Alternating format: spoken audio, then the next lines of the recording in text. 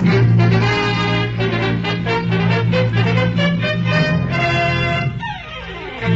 evening. The makers of Rinso are proud to present The Mayor of the Town, starring Lionel Barrymore.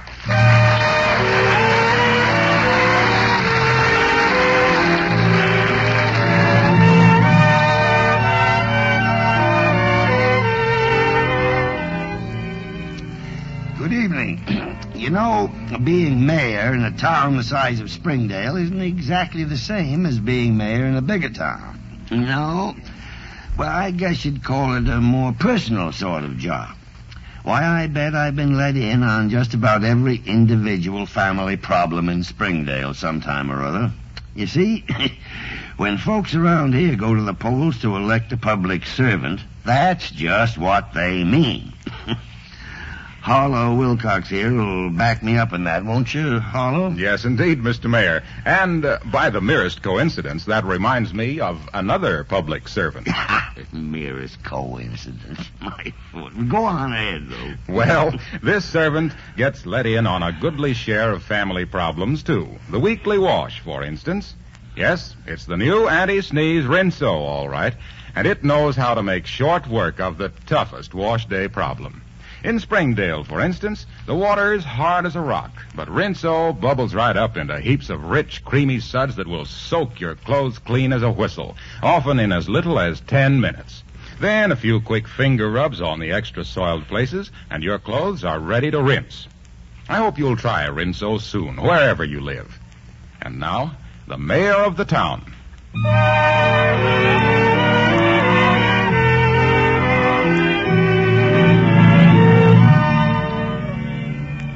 Mayor Jimmy Stevens is in the parlor. Jimmy Stevens? Mm-hmm. Is he back from England? Well, if he isn't, then his twin brother is sitting in there. Come on, see for yourself. Jimmy, well, I'm glad to see you, son. Come in. Hello, Mayor. Had you dinner? Yes, I headed down to the hotel. Well, sit down.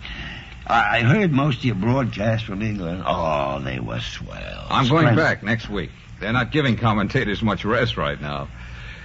Mayor, there's something I want to ask you. Huh? What? Well, I'm in a bit of a jam. You see, I brought a kid back from England with me.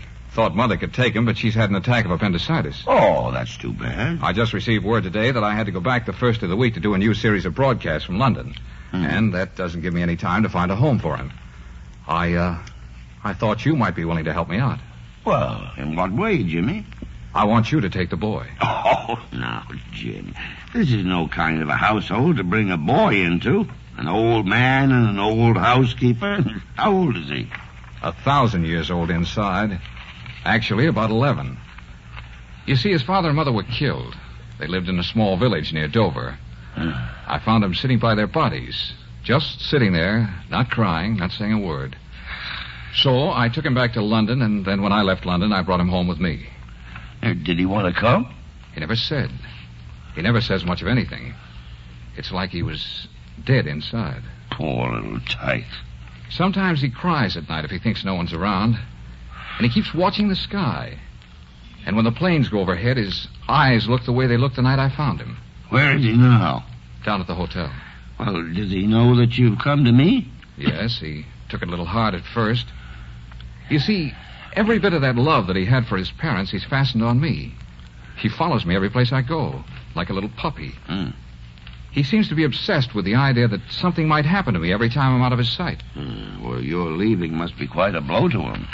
I've made him a promise that I'd come back. He believes in me, Mayor, and he believes in that promise. But meantime, he needs an anchorage. I know it's a big thing to ask, but... Well, bring him to me.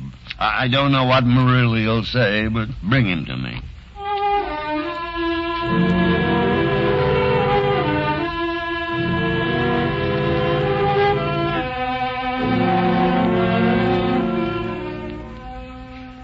Ronnie, this was my room when I was a little boy. Now it's going to be yours. It's very nice, sir. Those books are books I used to like to read when I was about your age. And that baseball bat and ball Jimmy sent over. He thought you might learn to play while he was gone. Jimmy sent it? Yeah. Oh, isn't it a beauty, sir? It's a fine bat. I taught Jimmy to hold his first bat when he was smaller than you were. I'll bet he's a topping player. Did you ever notice his muscles, sir? Did I notice him? I helped him grow them. Listen, it's a plane. Turn out the lights, sir. Turn them out quickly. Oh, now, Ron. Turn them out. Please turn them out, sir. Please turn them out. All right. All right, Ronnie. Come here by the window. But, sir, Come here, Ronnie. Do you know what time it is? It's 8:30. And you know how I know? That's the non-stop flight. It always goes over at 8:30. I've never known it to be more than 30 seconds one way or the other out since he's been flying. Now, that's a friendly plane, Ronnie. Every night when it goes over, it says, "Good evening, Mayor. It's 8:30. Time for the judge to be arriving for his game of checkers." we used to watch the planes, Mummy and Daddy and I. We used to go up on the hill and wave at them. But one night the planes came down. The planes came down, and it was the end of the world. It was the end of the world. Oh, now, child.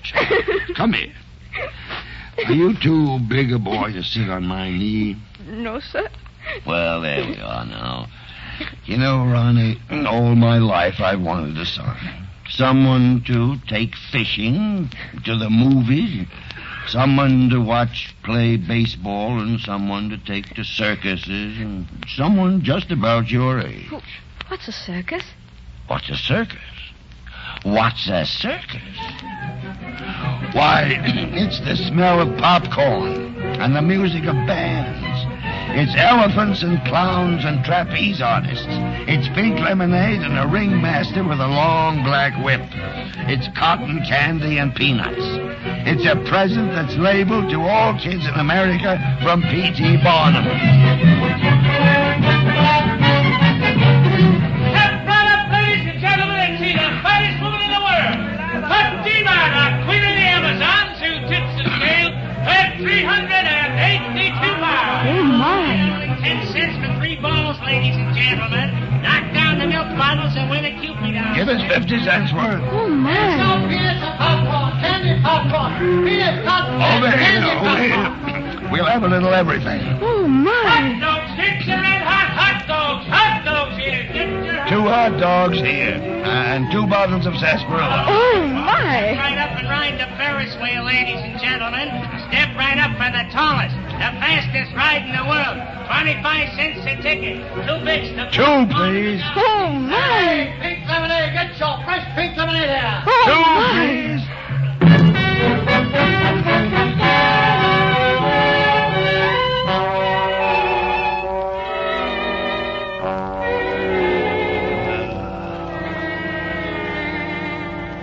Oh, my. I wish I had the spanking of both of you. I don't know why we should be sick, Merrily. Well, I do. Nobody's stomach in the world could hold the stuff you ate. Why? Merrily, go away. Please go away. Open your mouth. I won't. Open your I mouth. won't do it. I took my castor oil, sir. I hate castor oil. But it's good for you, sir. Well, I won't take it. You aren't very brave, are you, sir? Huh? There, you see? Out of the mouths of babes. Open your mouth. Now, oh, there. That's a big man. That's a nice big man. Merrily, you're a horrible, designing, unpleasant old woman. I've always been one to do my duty where I saw it. Them that goes to the circus pays the price. Good night, boys. Ronnie, you know what we're going to do someday? What, sir? We're going to take Merrily to the circus.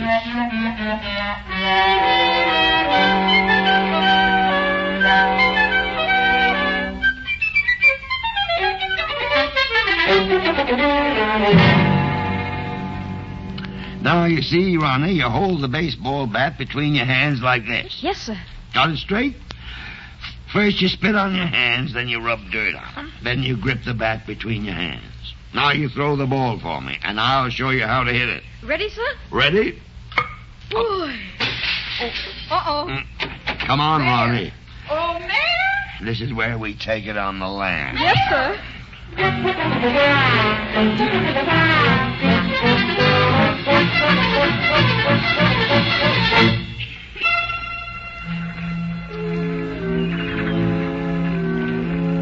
Isn't the sea beautiful, sir? Isn't the sea beautiful? Yeah, this is the life, isn't it, son? A taste of salt on your lips and the roll of a deck under your feet, a spanking breeze at your back. The coast back there. It looks a little like the coast of Dover. The gulls wheel just like that, and the cliffs are straight and tall. My father used to say they were the sentinels of England. Do you know, sir, sometimes I miss England. Oh, of course you do. Tell me, Ronnie, what do you think about when someone mentions the word England? Why, I guess I think of Westminster Abbey, the way it looked when my father took me there, and the way I used to ride my bicycle down the hills in Lancashire, where we used to go in the summer. I think of the crowds in Piccadilly and Leicester Square, and I think of my mother and father standing at a gate and me running down a hill to meet them. Yes, that's what you think of. And I think of casement windows that knew Raleigh and Drake, cathedrals that have known centuries of English prayers, houses that have fathered generations of English dreams. For me, England's the tavern where Shakespeare and Ben Jonson used to sit. And it's the flag that Nelson died for, and Rupert Brooke, and the Duke of Kent. And it's the people, too, the people who fight in the memory of all these things, who've dug their fists into the earth and will die but never give up. Like my father and mother. Yes, Ronnie, like your father and mother. They taught you all about England. Now you're going to learn about America. You're going to learn about George Washington and Lou Gehrig and Thomas Edison and James Fenimore Cooper. You're going to have a look at the inside workings of our democracy. I care not what course others may take, but as for me, give me liberty or give me death. It is, sir, the people's government, made for the people, made by the people, and answerable to the people. 7 years ago, our fathers brought forth on this continent a new nation, conceived in liberty and dedicated to the proposition that all men are created equal. When, in the course of human events, it becomes necessary for one people to dissolve the political bonds which have connected them with another, the only thing we have to fear is fear itself.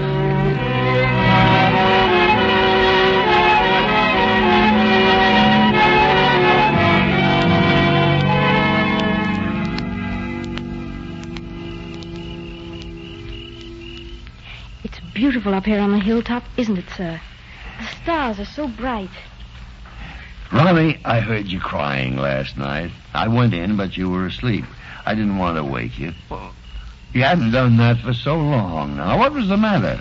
I was dreaming about airplanes.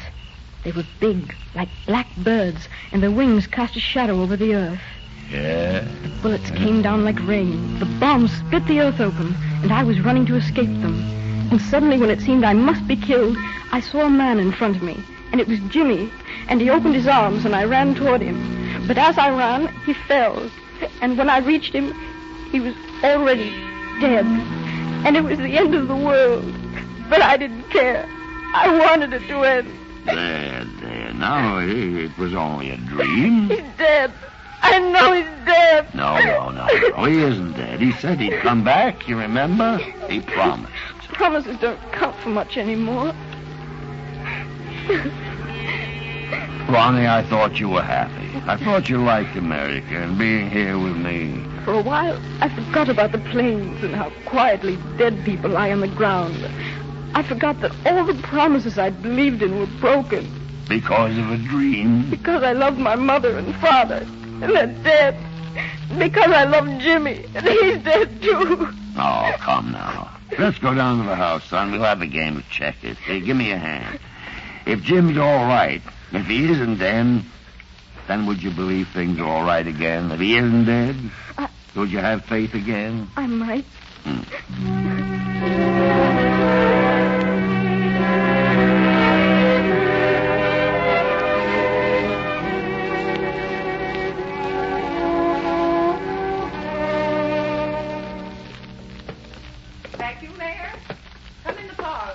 Run upstairs and get the checkers, Ronnie. They're in my room. Yes, sir.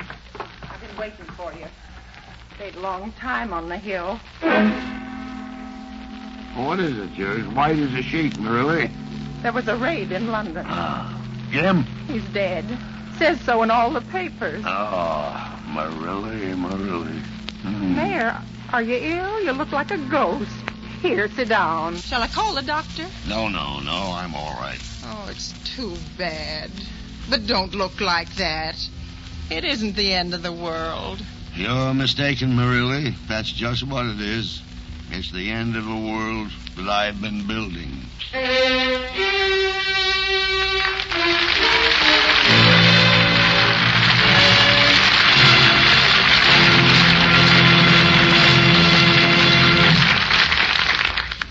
You know, one of my favorite people in Springdale is Minnie, the mayor's secretary.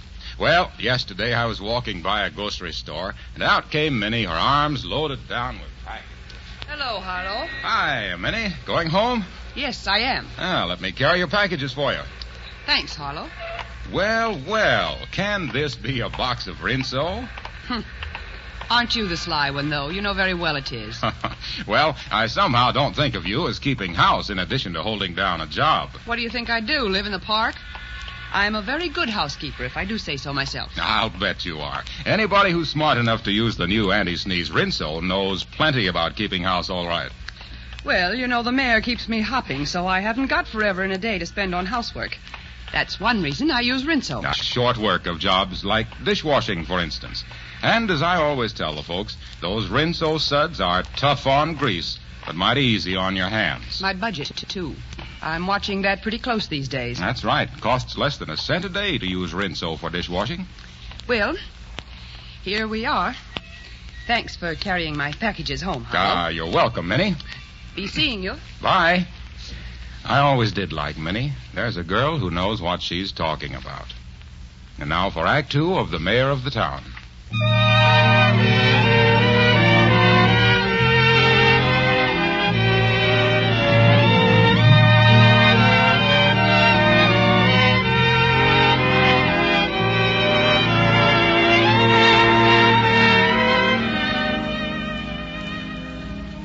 Ronnie, I brought you some ice cream. It's chocolate. I'm not hungry, sir. I don't feel very well. But you haven't eaten anything for 3 days. You can't go on like this. I'm not hungry. Son, won't you eat just because I ask you to? I've got a lump in my throat. Nothing will go past it. Oh, Ronnie. We used to play all day in the sun. And sometimes at night we'd play outside until bedtime. There's no place to play anymore. Well, you can play here as late and as long as you want. Once I could play at Dover as long as I wanted. But not anymore. Sometimes my mother would come down on the beach with us, and her hair would blow in the wind, and she would laugh. At night she'd come in to tuck me in, and she'd sing. And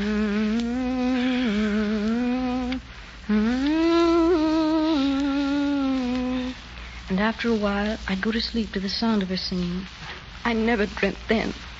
I didn't know about the planes. Oh, child. I wish I could hear her sing once more. I wouldn't be afraid to go to sleep then. Ronnie, I'll take the ice cream down. I'll be back to see you again before you go to sleep. How is he? Is he all right? Oh, Marilla. What are you crying about? Here. Take this dish. I'm going into my wife's room. Oh, don't go in that empty, cold old room. Come on down to the library. I've got to talk to Anne.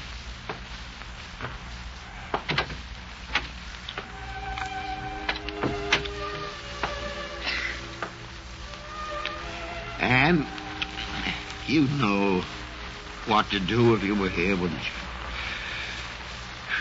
You always knew what to do for broken hearts. He won't eat, and he can't sleep. And if he doesn't, he's going to die. Did you ever see a little boy of 11 that wanted to die?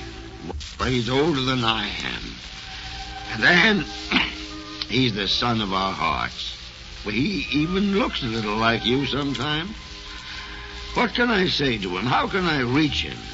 He has to sleep. He has to sleep.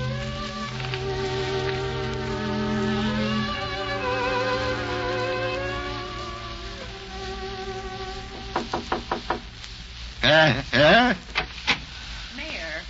who's in the room with Ronnie? Why, no one. Well, someone is. Come with me and see. I came up to see how he was, and as I came to the door, I heard a woman singing. A woman sing? Yes. Then I came to get you.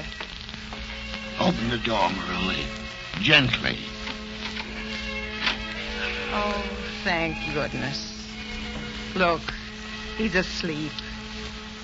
Why, there's no one here. No, no one at all. But he's asleep for the first time in days. Asleep. And Marilla, sometime, when he wakes up, I think he's going to be hungry. You better fix something.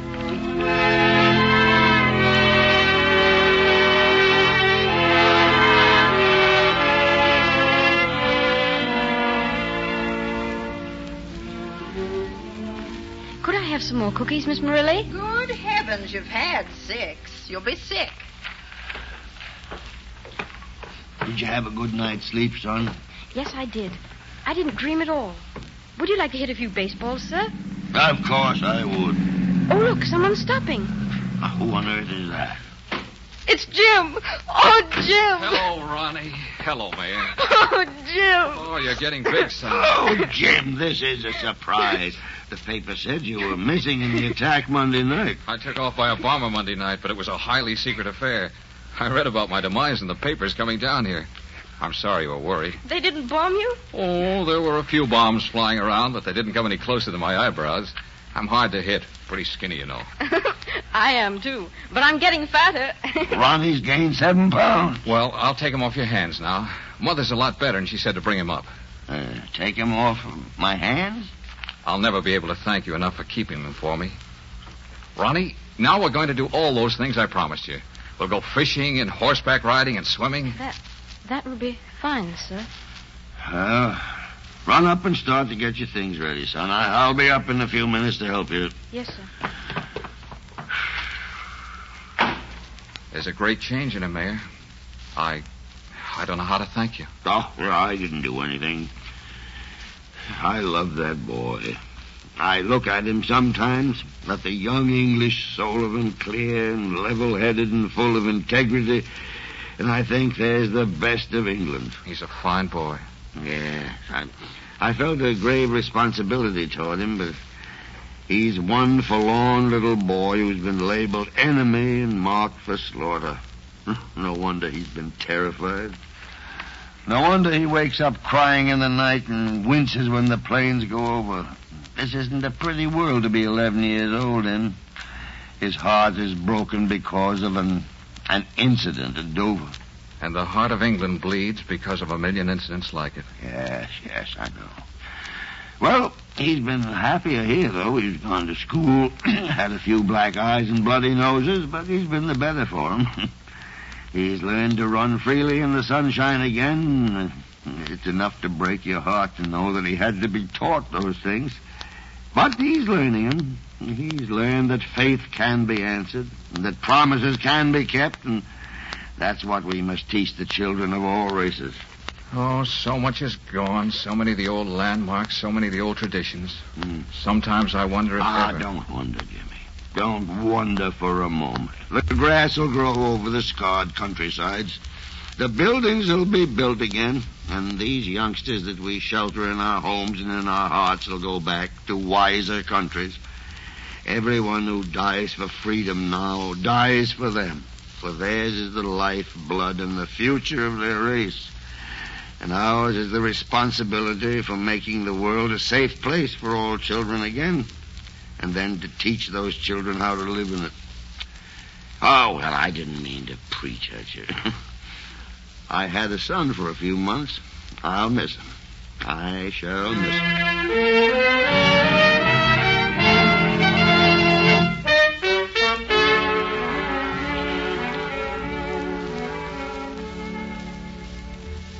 Here's your hat, and your catcher's mitt, and your football. Gee, remember when you broke the window? Yes, oh, what am I laughing at? It cost me $15. Here, put those socks in the corner there. And remember when we got sick at the circus? The circus is here again. I was hoping... Here's your shirts. Oh, sir, couldn't I stay with you? Couldn't I please stay with you? Stay with me? Stay with me? Why, boy, but why would you like to stay with me? There isn't much in the house for a young boy. An old man and an old woman and an old house. It's like home now. It's the only home I have. Oh, I love Jim, too. But I'd like to stay here if it could possibly be arranged, sir. I'd work real hard around the yard, and I'd try not to eat too much so I wouldn't be expensive and... Ronnie, you've just made yourself a sale. Pshaw, what are you crying about? You're crying, sir. Nonsense, I've just got hay fever. Come on, let's go find Marillie and Jim. Marillie! Jim! Get on your hats, we're going to the circus. We're going to the circus.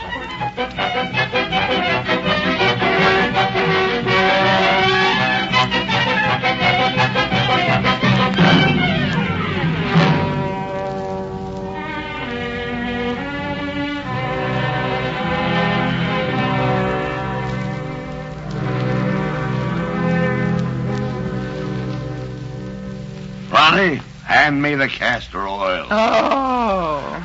Marillie, open your mouth. Oh, listen. Look, sir, there goes the non-stop right on time. It's 8:30. Time for the judge to be arriving for a game of checkers.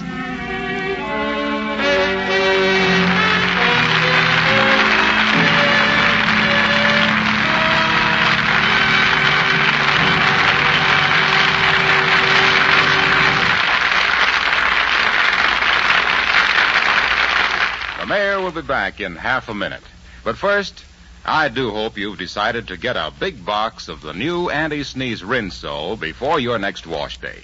Oh, not just on my recommendation, but on the word of the makers of 33 leading washers. For example, the makers of the famous ABC washers. They tell their customers to use Rinso. Now, more than ever, for the washer industry is devoting full time to the war effort, which means no more new ABCs will be made for the duration. But Rinso's short run will be easy on your precious ABC, and you can continue to turn out those glorious Rinso White, Rinso Bright washes week after week. So get Rinso tomorrow, won't you? And now, Mr. Barrymore.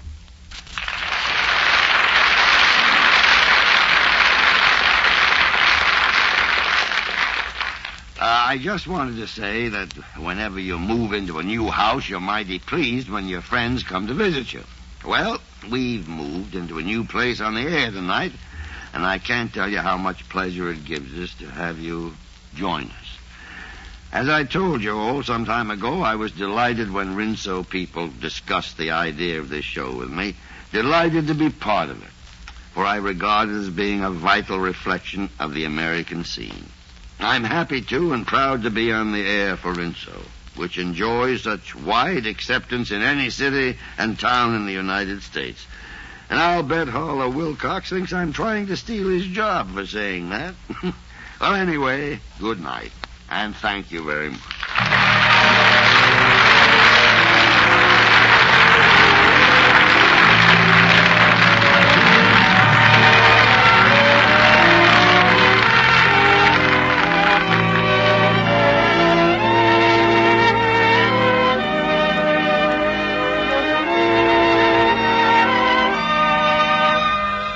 Friends, be sure to be with us again next week for another full hour of entertainment with Bob Burns as the Arkansas Traveler and Lionel Barrymore as the mayor of the town.